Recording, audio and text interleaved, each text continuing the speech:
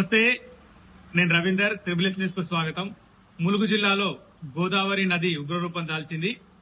ఏటూరు నాగరం మండలం రామన్నగూడెం పుష్కర ఘాట్ వద్ద 16.02 మీటర్లకు నీటి మట్టం చేరడంతో అధికారులు రెండవ ప్రమాద హెచ్చరిక జారీ చేశారు. తీర ప్రాంతాల ప్రజలు అప్రమత్తంగా ఉండాలని అధికారులు సూచించారు. దీనిపై మరింత సమాచారం ఇప్పుడు చూద్దాం.